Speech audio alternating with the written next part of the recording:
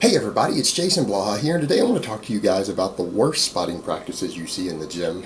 So let me put on my +5 hat of weaponsmithing, work on scaling up my crafting a bit, and let's talk about this. And the reason I want to talk about this is that you see spotters in gyms everywhere, and this is not just commercial gyms, this is oftentimes hardcore gyms, even full of bodybuilders, everyone else. You see it on YouTube. It's practices that defeat the purpose of a spotter. If everyone has a spotter, you guys understand what's the point of a spotter? Usually to keep you from getting hurt. They're not there to help you lift the weight. And in fact, if they help you lift the weight, it's not only ego lifting, you're sometimes removing some of the benefit of the exercise. In other words, a spotter should never, ever, ever touch a weight until you are in a situation in which it looks like you're not going to be able to lift it. But here's the problem, is that you see people who help spot on every rep. So if you have to touch the bar once, you need to make them rack it. And I've done that to people in the past, and they don't know it. They're like, oh my God, what did you just do? Because it's like I had to touch the bar, or I had to touch your elbows. I had to touch something, therefore you're done. You failed. You just reached failure. And if it's on their first rep, then they're lifting a weight that they're not capable of lifting. And I'm going to give you guys a couple of examples. The worst one, or not the worst one, I'm going to say the worst for last, but the common one, bench presses, any type of bench press, decline, flat, incline, all of it. When people reach over and lift the bar, touch the bar at the top on each rep, why are you doing that? You're making people skip the lockout of the exercise. If you want to skip the lockout, I don't know why you're even doing full range of motion. Go do partials if you want to do partials. But the lockout should be the easiest part. If a spotter is having to touch the bar on the lockout, ever, you've reached muscle failure already, because that's the easiest part of the lift. They shouldn't be having to help you on that. And if they're having to do it all the time and you've got a spotter who consistently does that, some people will get weaker at the lockout. They start slowing down every time because the weight gets deloaded and their body gets trained to do that. That's not good. That could in theory hurt your lockout strength, but I mean, you'd have to do it excessively. But there are people who do that. Up next, again, the same thing. If you're going to spot someone from above, we're not talking about side spotters, people do it wrong. People do it wrong. Side spotters spot like this, okay? They get their hands ready, they're under the bar, they go down, they don't touch it, they stay away from it. That's how they do it in competitions. All right, either like this, or they lock the fingers so that they can catch the weight. And you use strong enough side spotters so that they can handle the weight that you're using, right? So people who get above, what's the worst thing they do? This thing, the 2 fingers. And then say, only 2 fingers touch. Well, why did you touch it at all? And if you touched it with 2 fingers, you shouldn't have helped him. You should have let the guy lock it at that point. I mean, you're interfering with people's work sets. You're basically making their work sets easier on the last rep. But what's the damn point? If you're not trying to induce fatigue, then you shouldn't be getting even close to muscle failure at all. If your goal isn't to add some extra metabolic fatigue. And the other thing, with the 2 fingers under, if something goes wrong, you can't shift over fast enough to help them. If something actually goes wrong, and the actual reason you really need a spotter to be there happens, you're going to be completely useless. The bar is going to drop and hit them, because if it's 200, 300 pounds, I don't care what it is, even if it's a lighter weight, like 200 pounds, are any of you capable of lifting 200 pounds with your 2 fingers? No. When you spot someone, you should have a hand over and under, above. If you're going to spot, and it's any sort of appreciable weight, if it's a weight that you can't curl, so when I spot Brittany, it's a little different if I spot her at all. I'm there just ready to take it, because it's a weight that I know that I could curl easily.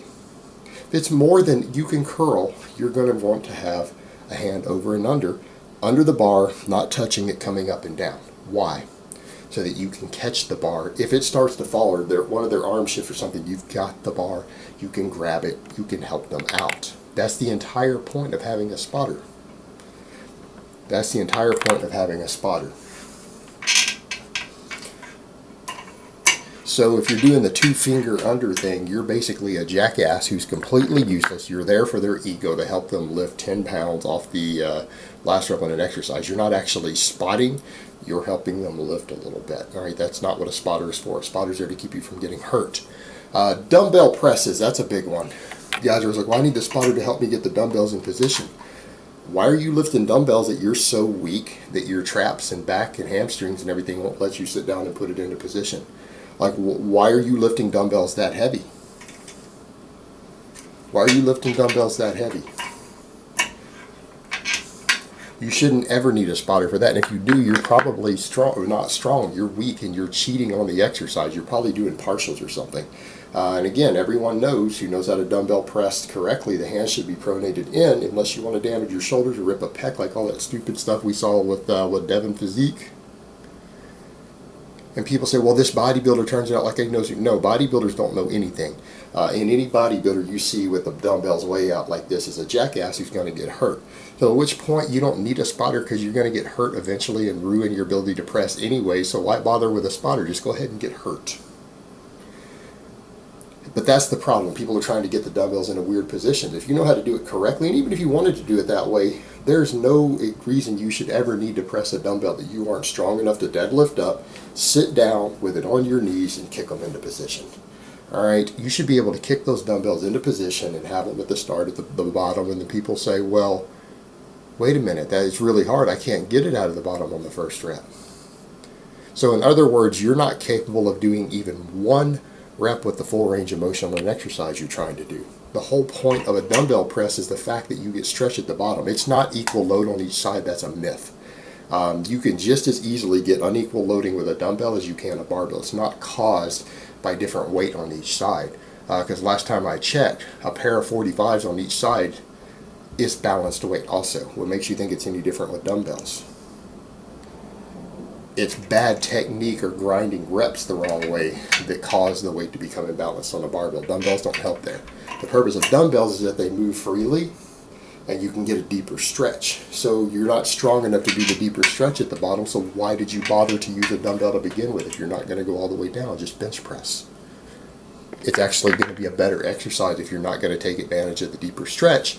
And if you're not strong enough to get it into position, you're probably not strong enough to lift. There's no way you're going to do 8 reps if you can't do the first one out of the bottom from a dead stop stretched.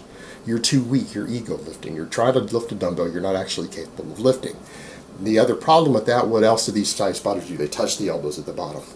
Why are you doing that? Why are you doing that? Well, because they're not strong enough to start it out of the bottom. Well, maybe your stupid ass should use a lighter weight. Maybe you, instead of helping the guy with that weight, should tell him, look, dumbass, use a lighter weight. You're not strong enough to lift it. The hardest part's the bottom, and I'm having to help you on every single rep. I'm touching your elbows, helping you lift the weight. The stretch at the bottom is the best part. That's where you get the biggest benefit from the dumbbell press. That's the only advantage it has over a barbell. So you're going to help remove the stretch reflex out of the bottom by helping them lift it. So the muscle doesn't have to contract as hard and give that stretch reflex that you want. You're throwing away the entire benefit of the exercise. It's stupid. You guys getting the idea? This is universally the same on all these exercises. The one that I hate the most, is when people spot other people on the squat and they're in physical contact with them. Let's not only cover the fact that it looks very homoerotic. It looks homoerotic, but you know what? I'm not saying people should care about that, but here's the thing. Why are you going to do something that the only reason you're doing it is because you probably have a gay fetish for the person? Because there's no benefit. I'm going to get into it in a minute. You're actually hurting their ability to squat.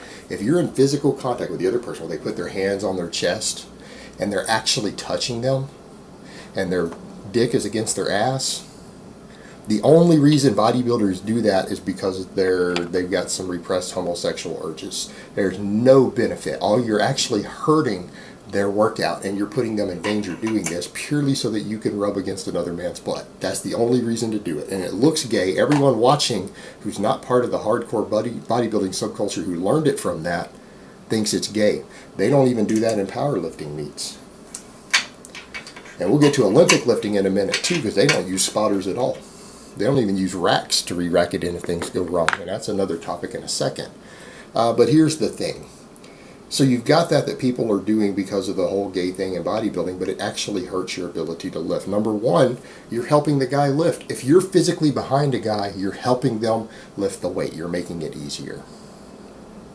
Why don't they just squat a weight that they're capable of squatting instead of you having to do that? That's number one. Number two, you're hurting their biomechanics. Because you have someone in physical contact with you, you're going to find it more difficult to get your technique locked in and do a good squat, because you can't move everything the way that you want, because there's another human being in the way, and physical contact in the way that your hips and everything might need to move, it's going to actually interfere with that, because you have a physical object, even though it's fairly soft, another person right behind you in contact with you, making the exercise more difficult to lock in the ideal technique. It's going to hurt your ability to squat. It's going to hurt your ability to squat. And in fact, it could more easily put you into a biomechanical position where you get hurt, because you can't come down the way that you need to come down because of another person right there on you. When your hips come back and everything, when you're coming down, you've got another person in physical contact that you're pressing against. And it might be a very subtle amount of force difference, but it's going to mess up your squat. It's the most stupid, gayest, most ridiculous thing I've ever seen two people do together in the gym, and you see it routinely. You can see it now in YouTube videos. When you have back spotters, they're like this behind. They make no physical contact with the person. Their hands are there ready to come up under their armpits, but they also have side spotters. All right, do you understand? That's only used in conjunction with a side spotter, because you as a person who's back there without side spotters to grab the bar, if they do have to bail on a heavy squat, I want you to think about this. How likely are you to get hurt? Because you now have your arms around them,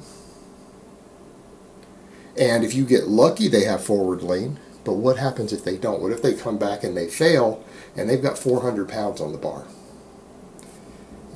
It's going to come down and hit your shoulders or hit your biceps with your arms up under them.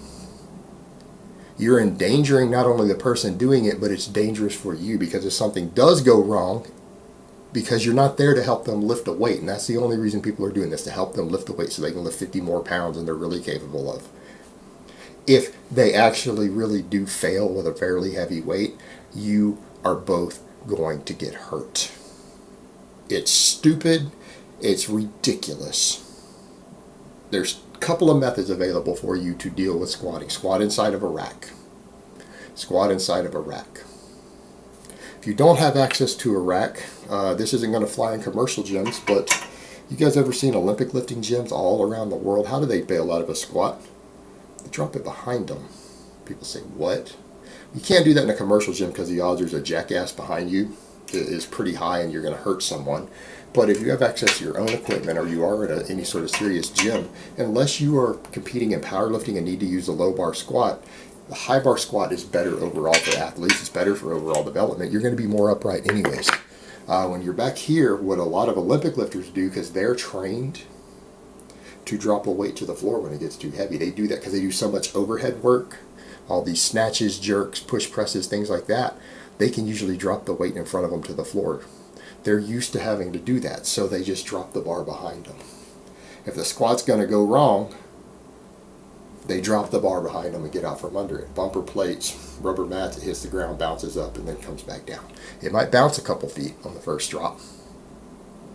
But Olympic lifters are used to doing this all the time. They don't usually even use spotters even for heavy squats. 500-pound squats, you see Olympic lifters all the time do that. And if they have to bail, they're trained, and they've learned how to do it just to drop it behind them. And if you have a setup that allows you to do that, that's the best way. But if you're not training inside of a rack that can catch it, then you have no business ever using such a heavy weight unless you have access to a facility to where you can safely drop it behind you, or even your own home. You have no business trying to squat heavy outside of a rack. You have no business ever doing it, so you shouldn't ever need a spotter. All right, it's absolutely ridiculous the way that people do this stuff. And there needs to be an input to it, because it's actually hurting people's workouts. Oftentimes it's unsafe. A lot of it just has to do with ego lifting, helping people lift weights they're not strong enough to actually lift, when the whole purpose of a spotter is supposed to be for safety.